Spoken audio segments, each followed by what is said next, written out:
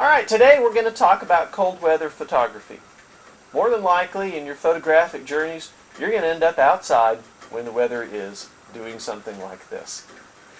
Now, there's some obvious things about that. And first of all, that is you need to dress warm yourself, okay?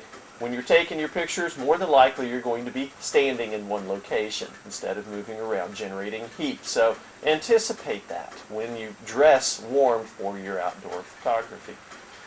One of the most important factors of your outdoor photography wear is your gloves, because we want to be able to do as much as possible without taking our gloves off and losing precious heat in our hands. So find a pair of gloves that are well insulated, that are windproof, preferably waterproof, but most importantly are tight enough that you can operate all your camera controls without taking your gloves off. Now, one of the other options that I've seen people do is glove liners. Now, those are little things that you slip on inside your gloves, kind of like underwear for hands. And I've seen people use those. And that way you can still pull your hand out, work your controls, not losing all your heat in your hands. I think it's better if you go find a pair of gloves that's nice and tight and snug, okay? These are my favorites. Even have little grippers on them. It helps operate some of the controls. Now, we're not worried so much about the camera itself. Most cameras will operate down to 0 degrees, negative 20 degrees Fahrenheit without any problems. The problem is your battery. Your camera battery, when it gets cold, will not produce power very well. So when you're doing your cold weather photography, keep an extra battery or two around. And when you travel with those, instead of putting them in your pack where your camera is, slip them on an inside pocket. Inside your coat, inside your pants, wherever, doesn't matter. Someplace where the battery will stay warm. You'll need this because as your camera batteries get cold, they're going to lose power. Your camera's going to die.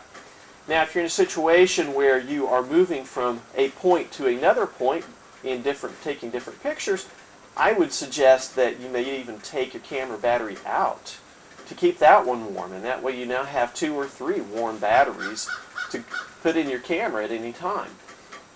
When you get to your new location, put a warm battery in. And that way, as you photograph in your new location, you don't have to worry about the camera battery giving out halfway through taking pictures. Now, regarding the camera itself, we're not terribly worried about small amounts of moisture on the camera, okay? Just little bits of melting snow, little bits of just little pieces of moisture really aren't going to hurt the camera itself. But if you find yourself in a situation where you're getting rain, heavy rain, or lots of snow, you'll need something to protect your camera. Now, that could be something as simple as an umbrella, or maybe a poncho that you just kind of pull up over the camera and shoot out the edge of the poncho. If you want to spend a little more money, you can get things like a poncho that is fixed, that has a window for your camera lens to poke out. It just depends upon how adventurous you're going to be with your outdoor photography. If you're handling a tripod, if you're handling light stands while you're outside, I would recommend getting some insulation for those.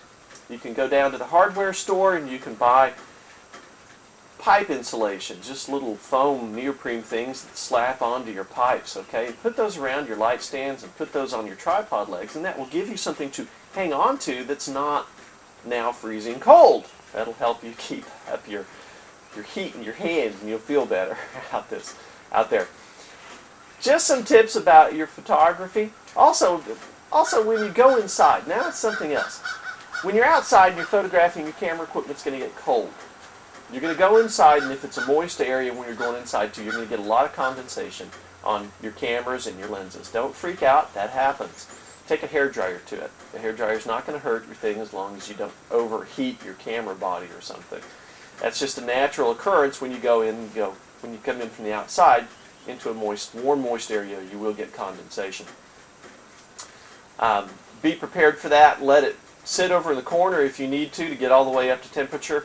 Allow yourself some time coming in from outside to allow your equipment to warm back up. Those are just some tips. Hopefully you'll get some great pictures out there in the cold freezingness. Thank you for watching. For more photographic tips, stay tuned to this channel or follow us on our website, oklahomaphotography.com. Thanks for watching.